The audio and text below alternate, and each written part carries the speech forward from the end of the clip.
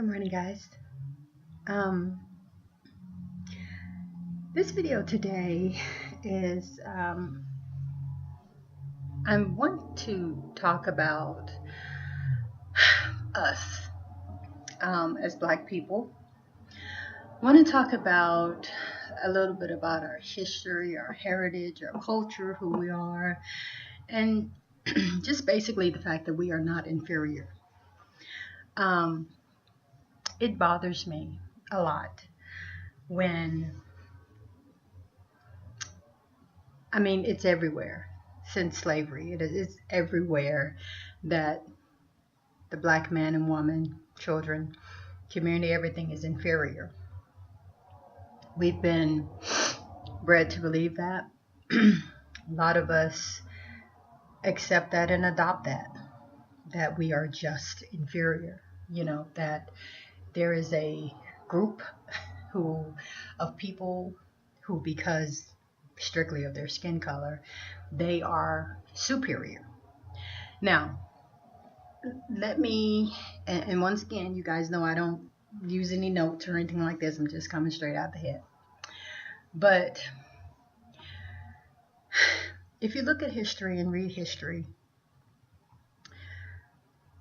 and study both histories, study everybody's history, but study our history and study their history. Now, let me once again, and I hope I haven't done this before, but let me try to give the importance real quick of knowing their history. Now, the importance of knowing, I used to think that it wasn't important. I'm just like, I'm Black. Hey, I need to know my history.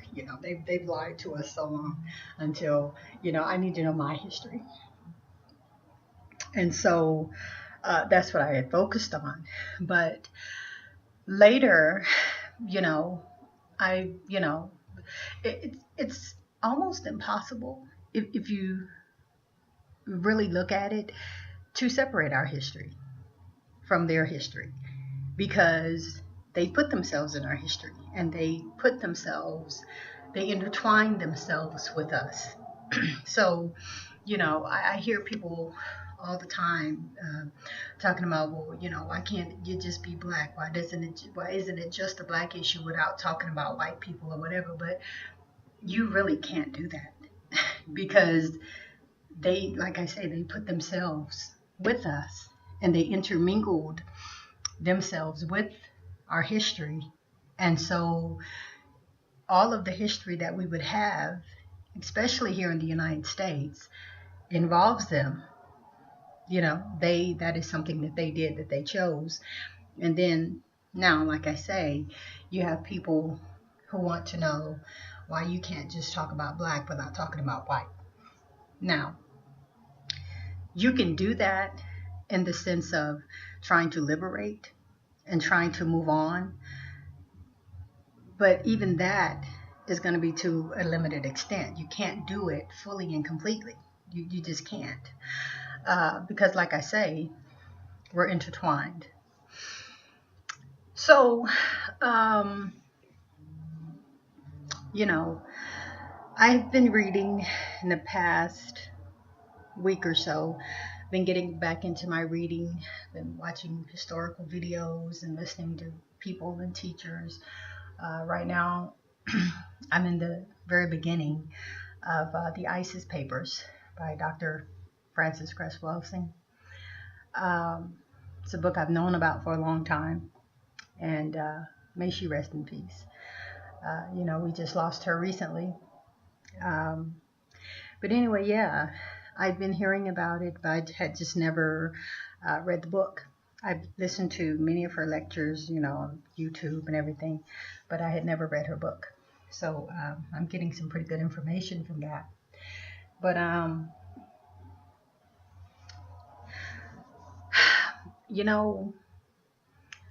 back in Africa, before we even came, let's go with what they've taught us here in America. We have been taught and told that we were savage. We were told that we were uncivilized. We were taught that we were basically, what I always heard is we were running around the jungle naked, eating each other. And so they came to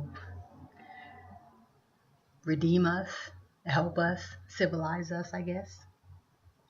And so that's the history that I grew up with, you know, until, of course, I got to be an adult woman and began to do my own research and learn things, understand things, unravel history and everything, and begin to dismantle the lies. Um, and so, yeah, you have that inferiority complex already all throughout school, especially if you are a black child who has gone to schools in the inner city or what have you. You know the education is way below that of other schools. Uh, and I mean, just everything, your surroundings, your living conditions, I can speak for myself, was just not upscale. I wasn't, I didn't grow up rich. I grew up with a single mom who pretty much was a maid, and there were four of us. I have three brothers. And so she struggled, and so that was my life, never went hungry. I only remember our lights getting cut off once, you know, but, we never were hungry. We did, it's kind of one of those things where you're poor and don't know you're poor. You just live, you know. Um, Thankfully, at that time, back in the 70s, we lived in a apartment complex where it was a very intimate type apartment complex to where everybody knew each other, everybody were friends. People would, get up and barbecue, have parties, hot dogs, and um, barbecues and all this stuff, and everybody could get some. I mean, that's how it was, It was very, very uh, close knit neighborhood. Even some of the houses that were outside of the apartments and like down the street, even those people, it's just closeness. People, this is back when people were sitting out on their porches and, saying hello, and, you know, my mom had a few friends that, since I was the baby girl, she'd drag me along to everything. And so, we would go visit neighbors, you know, they'd share food, we'd share food. My mom didn't have a whole lot, but my mom was the lady who all of the children loved.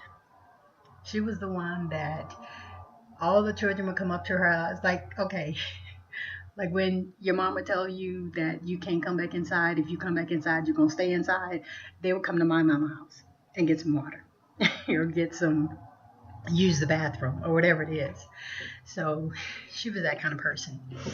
And we lived in that type of, little community. So, um, you know, so much of that is lost today. So much of that togetherness of neighborhood and all that's lost today. But, I said all that to say that I didn't grow up in a rich or well-to-do type neighborhood, but we were happy. And so, um,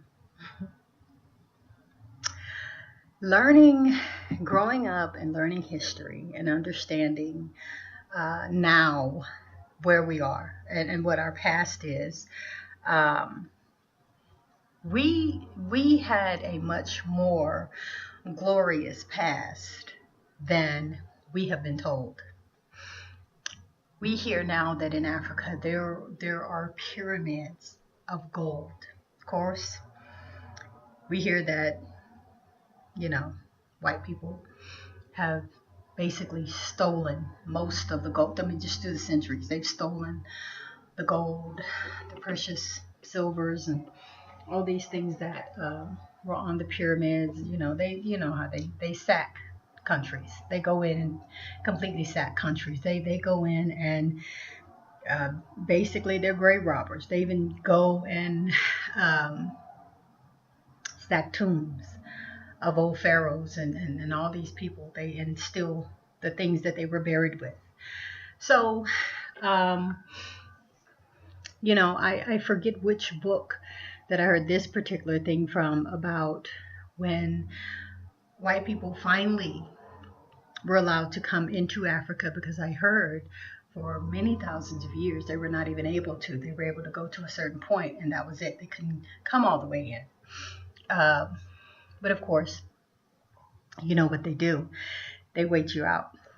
So over the years and everything, old pharaohs die and old leaders die and everything, and then they come back and try again. They'll get a little bit more cozy with this one, and get a little friendlier with that one, and um, critique their methods and everything. So eventually, of course, they got into Africa. um,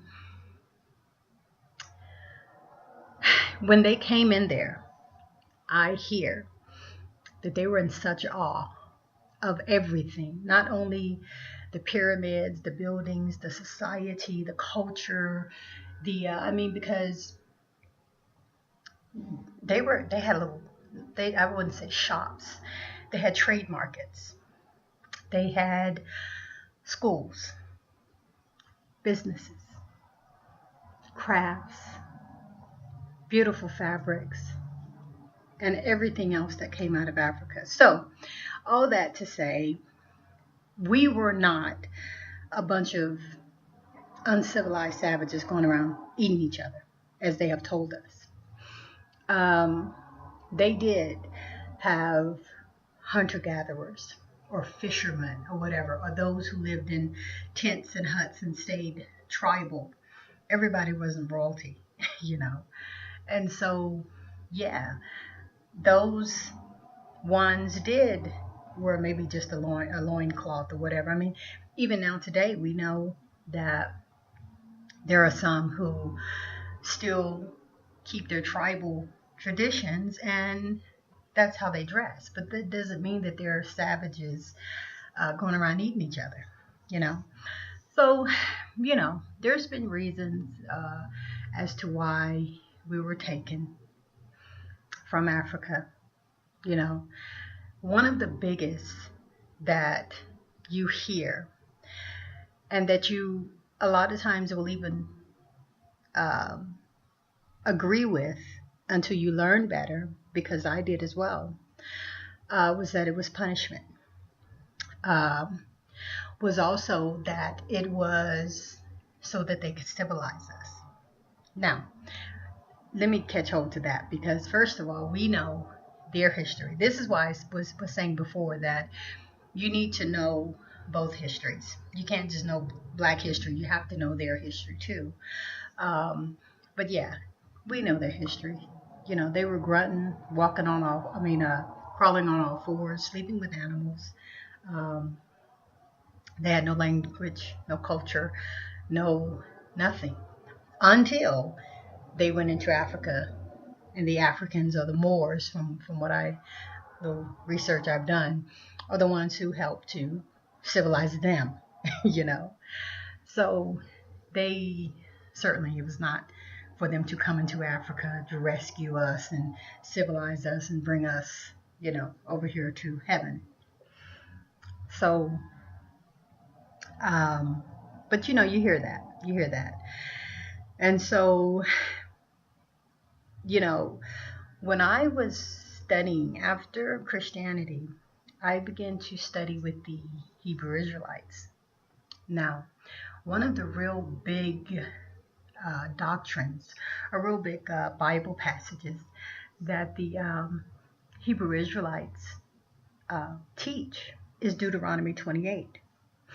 Now, Deuteronomy 28, because I had been in Christianity, and because Christianity, for the most part, does not touch the Old Testament, because they say, "Oh, we're not under the law. We're not in that anymore. So we're going to do the New Testament." Long story short about that. But um, I really had not heard or gotten into uh, Deuteronomy 28.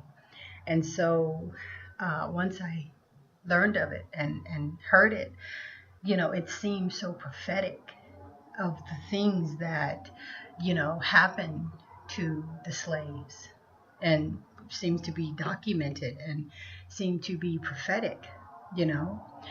Um, but one of the things I did not understand at that time was the fact that the Bible is rewritten all the time. I didn't know anything about the Nicene Council. I didn't know anything about the fact that it was men that were penning the Bible or that had penned the Bible. So it wasn't really anything prophetic. It was just things that had happened and they put that in there. That is my true belief. Now, I'm not saying that I don't think anything in the Bible is prophetic.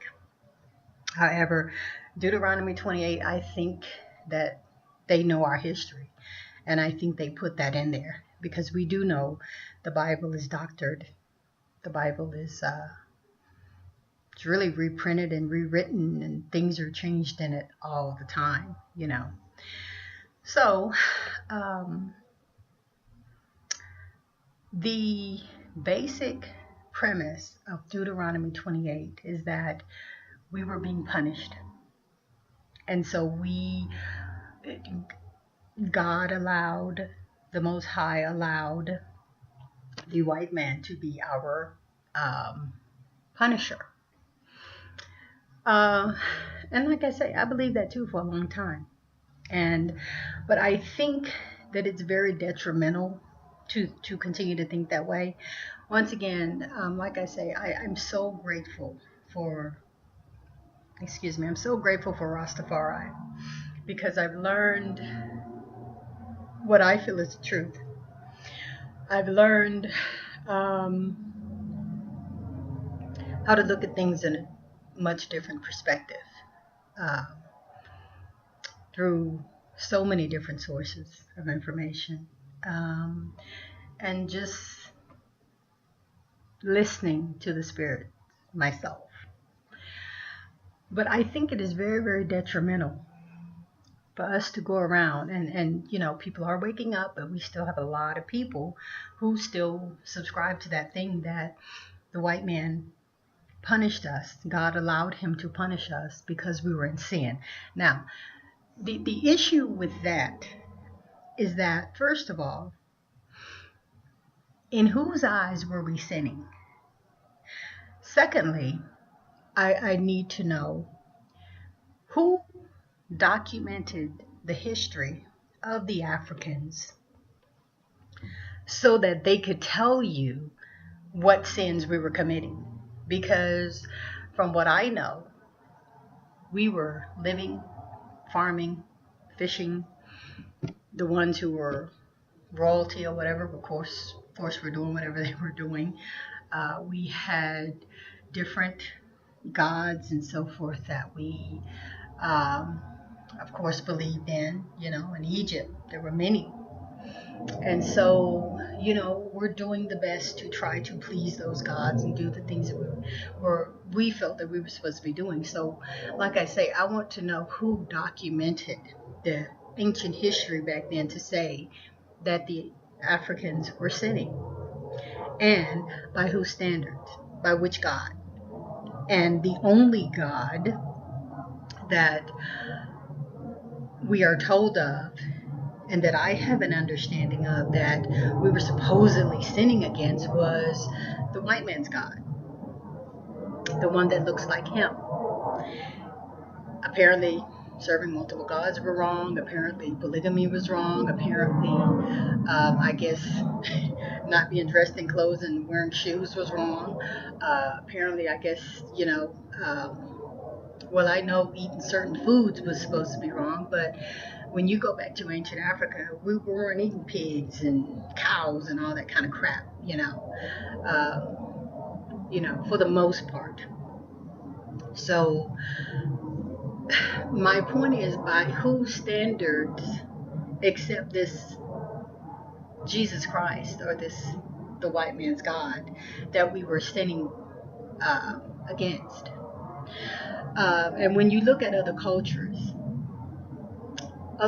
had multiple gods. Other cultures practiced polygamy. Other cultures did all these things. So why were they not taken into slavery and done so horribly and wickedly?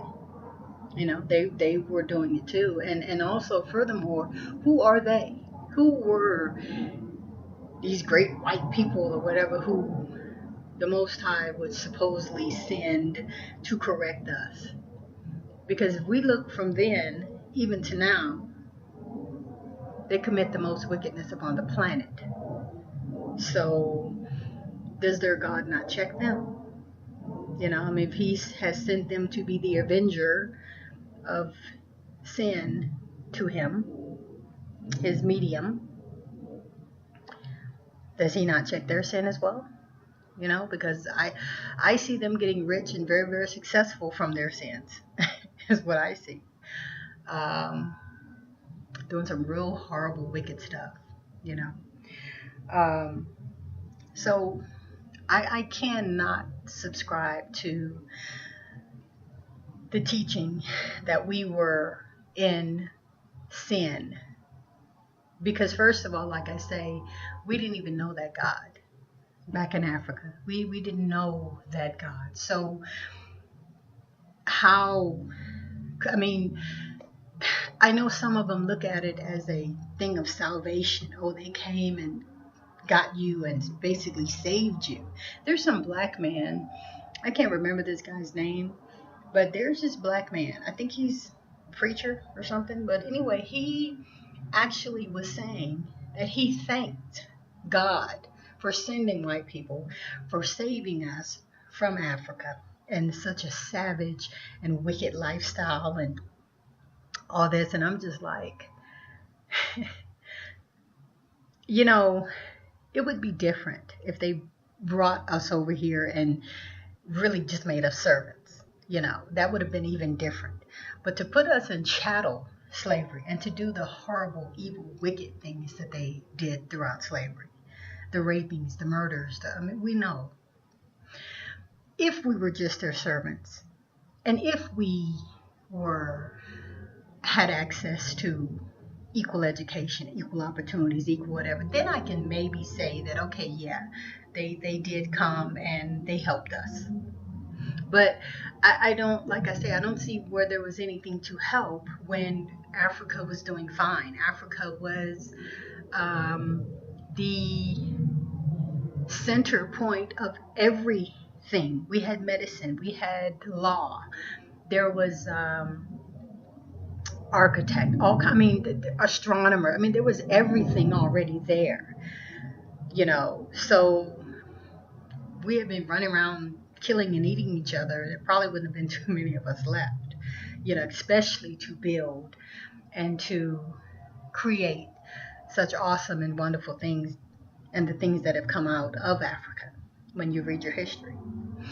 So, you know, like I say, all of this through all these times has given us an inferiority complex. It's giving us a, you know, that we just don't feel that we measure up, that we can measure up, or that we can be anything wonderful. There's a lot of people with that attitude. And it's sad. It's sad. And I pray that they learn better. But this was bred into the slaves, that you're nothing, that you're ugly, that you're, you know, sometimes I sit and think of the horrible things that I just hear about slavery and that I'm learning about slavery. And I don't know how they did it. Our ancient ancestors, I seriously, I don't know how they survived. I don't know how they survived because me just hearing it makes me cringe and close the book, and I don't want to hear anymore. So, you know, everything, the state that we're in, it's a reason for it. It's a reason for it. It's a reason why you have Uncle Tom's, Coons, all that. I know I made a video about it not too long ago. And what I say in the video is still true, and I still believe it. But when you go back and begin to think about things like maybe the coon was made a coon, you know what I'm saying? Maybe it wasn't just that, he wanted to sell his people out. Uh, I did not realize I was going so long on this video, but maybe it wasn't that he just wanted to sell his people out. Maybe it's that he was chosen and they gave him little trinkets and little gifts and little things like this to snitch and to tell. And they put him in the house or whatever to and it was kind of it became a thing like, it's either my family or your family. And so hey, I got to sell you out. And so maybe it wasn't always a thing of him wanting to be a coon or wanting to be a sellout. And then maybe just over time, maybe it just kind of, became that way to where, it just came to, now, hey, it's me or you, whatever. And now you just have straight out coons or whatever, and they like it. But,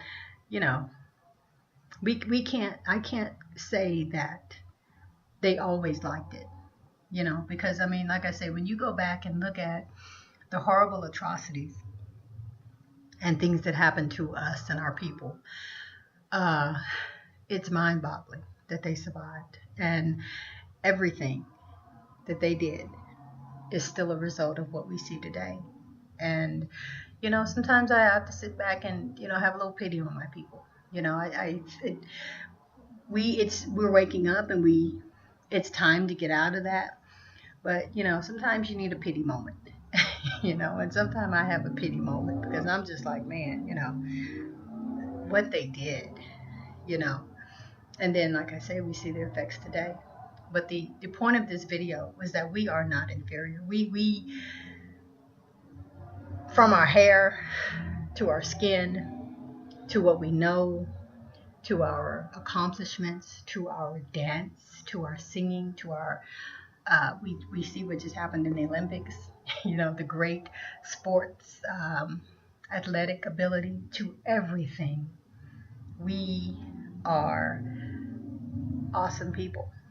We're absolutely awesome people. There's nothing, especially what they have told us, there is nothing inferior about us, even from us learning. The reason that we don't know what they know, or because, we're not where they are, is not because we're dumb and stupid. It's because they purposely. Everybody needs to read The Miseducation of the Negro. Everybody. And you will see how they strategically undereducated us, So, I mean, like I say, it's just so much to it. But I just wanted to tell my people, we are not inferior. We did not sin some sin that caused them to do that to us. We didn't do it.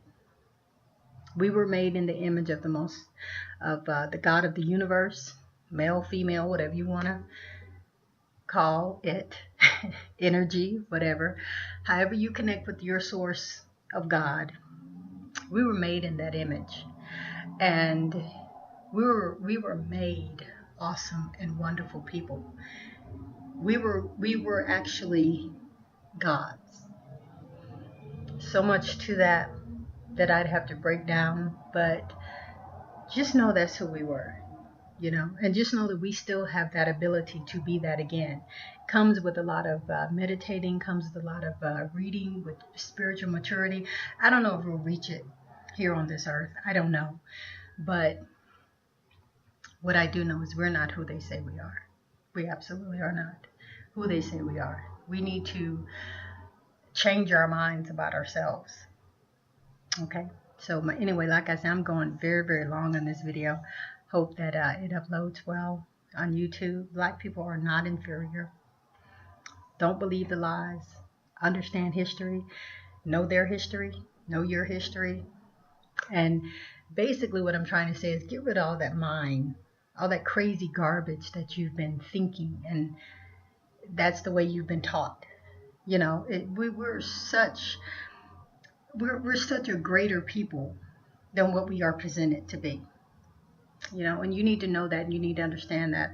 I don't know if all our history is if we can ever really get all of it in a book or whatever. It's all mixed up in different places. You just have to go read, find it, and because we know that they destroy history, they hide history. It's so many things that we may never know on this side, but you keep looking for it, keep trying to find it and understand it, and that is how you're going to reach those higher heights, by getting out the old garbage, putting in new information.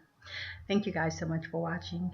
Um, Once again, I hope you have a great day, and to the next video. Thank you, uh, and we'll see you next time.